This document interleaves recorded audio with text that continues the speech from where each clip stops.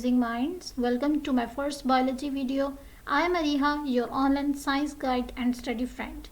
If you are in class 9 and you have ever felt like biology is confusing or full of tough words, don't worry. We are going to break it all down together in the easiest way possible. Here on my channel you will get the super easy notes, helpful presentation and full explanations that make learning biology simple, clear and even fun. Before start anything, we must have to know about biology. That what is biology? Biology is the study of life, and once you get the basics, it become a whole new world. From tiny cell to your entire body, it's all the part of the story of life. So hit the subscribe button, grab your attention, and let's make the science stress-free, smart, and super cool together. Let's begin.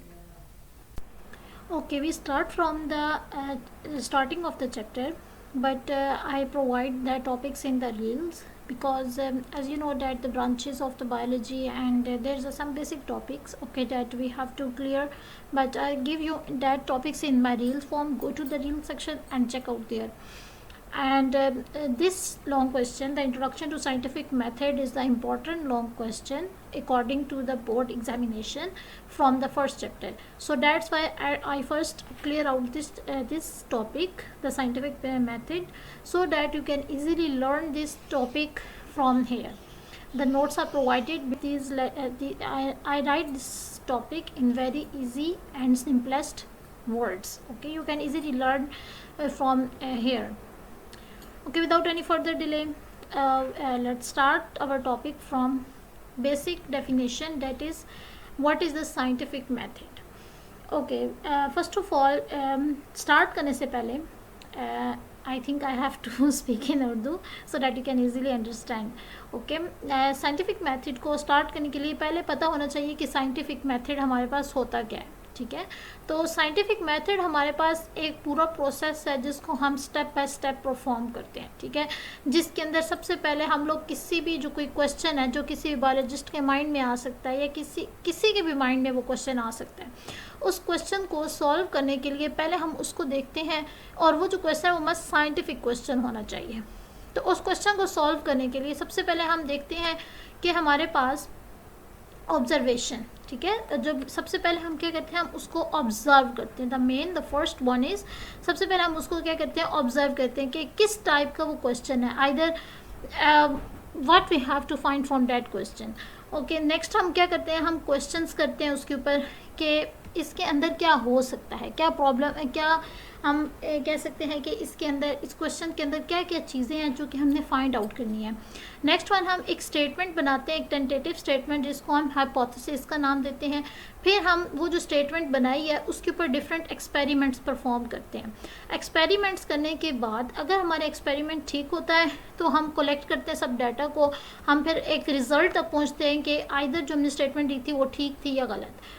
लेकिन अगर हमारा experiment जो है वो अगर false हो जाए, अगर एक्सपेरिमेंट फॉल्स हो जाए तो हम अगेन अपनी हाइपोथेसिस को चेक करते हैं, यानी जो हमने स्टेटमेंट बनाई हम उसको चेक करते हैं कि आइदर हमारी इक्वेशन ठीक थी, उसके अंदर क्या हमारे पास ऐसी क्या वजह आई कि हाइपोथेसिस हमारा गलत हुआ, हमारा एक्सपेरिमेंट गलत हुआ और हमारी जो ऑब्जर्वेशन थी वो जो हम लोग ऑब्जर्व करना चाह रहे थे वो चीज़ हमारे पास ऑब्टेन नहीं हुई. तो साइंटिफिक मेथड को परफॉर्म करने के लिए डिफरेंट प्रोसेस होते हैं. ये एक स्टेप बाय स्टेप प्रोसेस होता है जिसके थ्रू हम जो है पूरा साइंटिफिक मेथड को सॉल्व करते हैं. सबसे पहले उस प्रोसेस के अंदर ऑब्जर्वेशन आ जाती है. नेक्स्ट उसके अंदर हमारे पास हम क्या करते हैं, हम क्या कहते हैं कि नेक्स्ट चीज़ जो हमारे पास आती है वो हमारे पास हाइपोथेसिस हम करते हैं. Sorry, first of all first चीज़ हमारे पास क्या आ जाती है, हम करते हैं साइंटिफिक मेथड को रिकॉग्नाइज कि वो किस टाइप का हमारे पास क्या चीज़ थी. Wait a minute, I have to raise it out so that you can easily find out the next one. Wait a minute.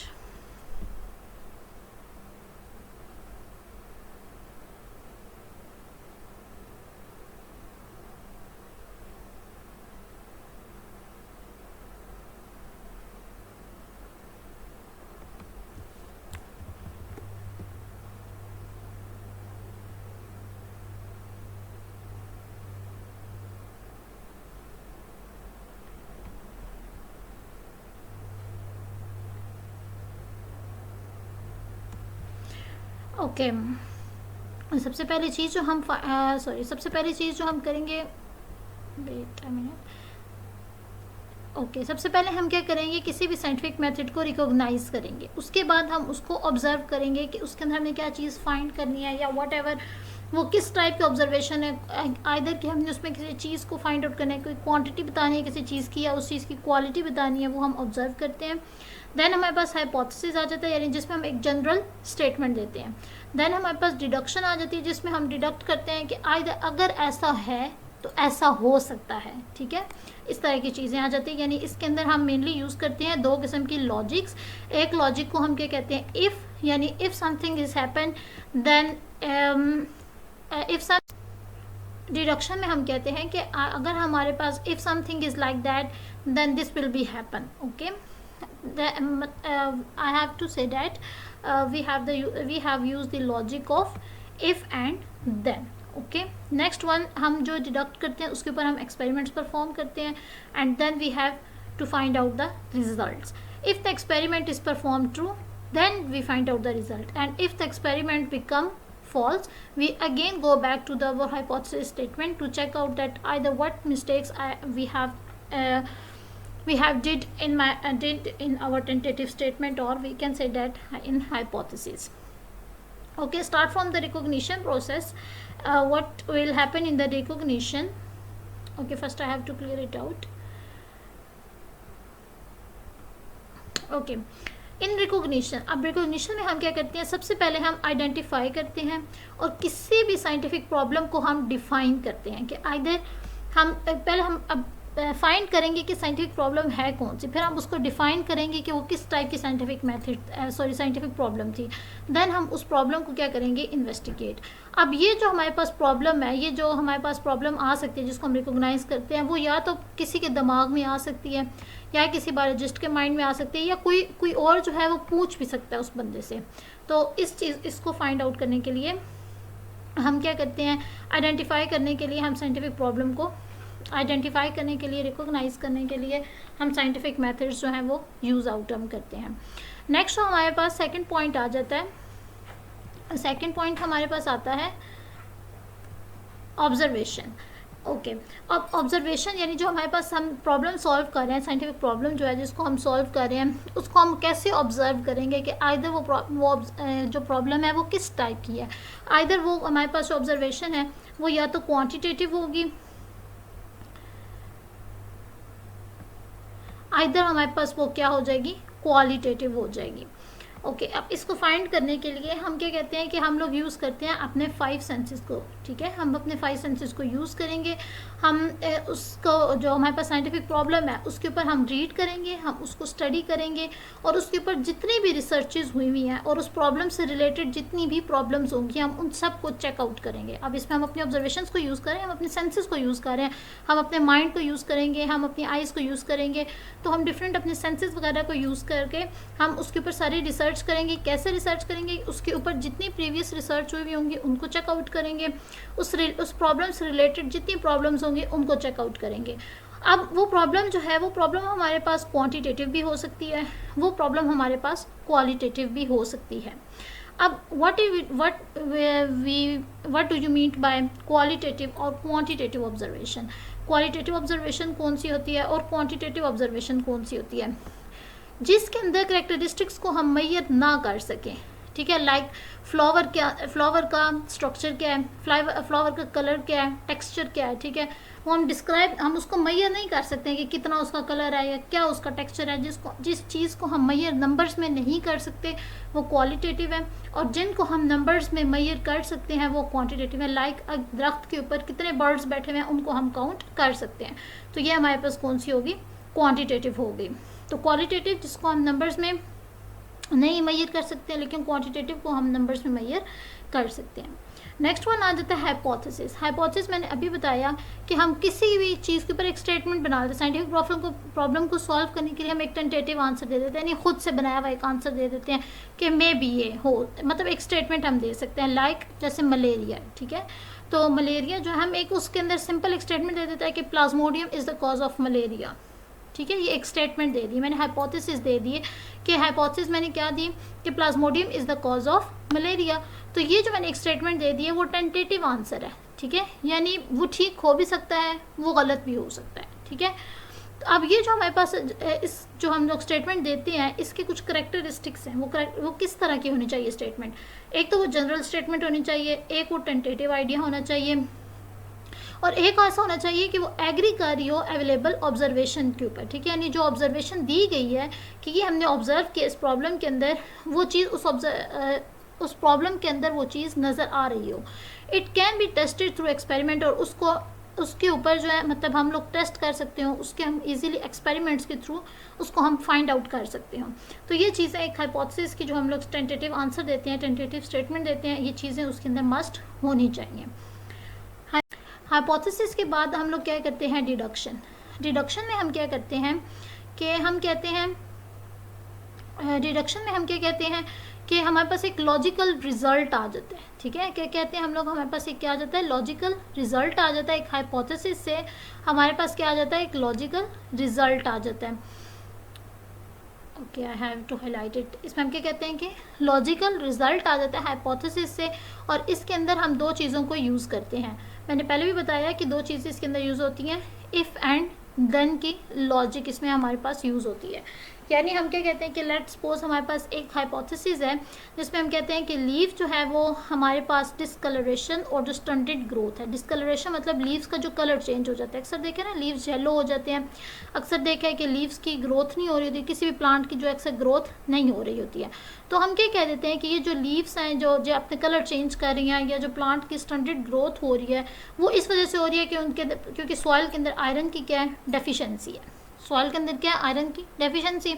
लेकिन अगर हम इसके अंदर इफ़ और देन की लॉजिक यूज़ करेंगे तो हम क्या कहेंगे कि if iron is the deficiency, if iron deficiency is causing the symptoms, अगर ये सिम्टम्स आयरन डेफिशिएंसी की वजह से हो रहे हैं, then adding iron to the soil will lessen the leaf texture. मतलब इसका क्या मतलब, देन की लॉजिक हमने यूज़ की, हमने क्या कहा कि देन ऐसे हो सकता है कि हम सॉइल के अंदर आयरन को ऐड करें ताकि लीव्स की जो डिस्कलरेशन है और प्लांट्स की जो स्टैंडर्ड ग्रोथ है वो ख़त्म हो जाए। तो ये हमने एक पहले एक स्टेटमेंट अपनी तरफ से दी, उसके अंदर हमने एक लॉजिक यूज़ कर ली, उस लॉजिक को हमने क्या कहा कि कौन सी लॉजिक है, इफ़ और देन की लॉजिक हमने यूज़ कर ली।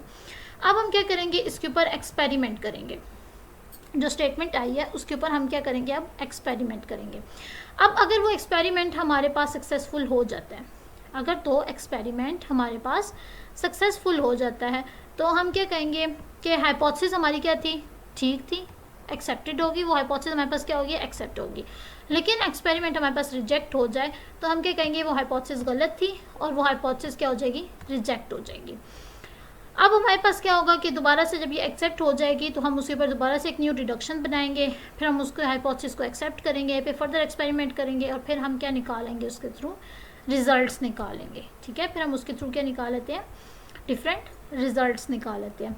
आई होप सो यहाँ तक सबको अच्छे से समझ आ रहा होगा। किसी को किसी किस्म की कोई कन्फ्यूजन हो तो कमेंट बॉक्स में मुझसे पूछ सकता है ना। Last but not the least, फिर हम क्या निकाल लेते हैं, रिजल्ट्स निकालते हैं। रिजल्ट्स हम किसके थ्रू निकालते हैं, हम डिफरेंट स्टैटिस्टिकल एनालिसिस करते हैं। स्टैटिस्टिकल एनालिसिस को हम यूज़ करते हैं, ग्राफ्स को यूज़ करते हैं, और अदर हम लोग इंफॉर्मेशंस को यूज़ करते हैं, जिसके थ्रू हम रिजल्ट्स को क्या कर देते हैं, समराइज़ कर लेते हैं, जिसके थ्रू हम रिजल्ट्स को क्या करते हैं, समराइज कर लेते हैं। और फिर वही जो हम लोग साइंटिस्ट ने जो अपने ये सारे किया वो होता है पूरा प्रोसेस, उसको ये पब्लिश कर देते हैं अपने जर्नल्स के अंदर, अपनी बुक्स के अंदर उसको ये कर देते, पब्लिश करते हैं, फिर लोग उसको पढ़ते हैं, फिर वो प्रेजेंटेशन के थ्रू, रिपोर्ट्स के थ्रू दूसरे लोगों तक वो पहुंचती जाती है। इस तरह वो अपने रिजल्ट्स निकाल के और डिफरेंट इन्फॉर्मेशन जो है वो फिर साइंटिफिक प्रॉब्लम एक सॉल्व करते हैं, एक जनरल पूरा बनता है, और फिर लोग उसको स्टडी करते हैं और डिफरेंट प्रॉब्लम्स का क्या उनका सॉल्व है तो हम कर सकते हैं।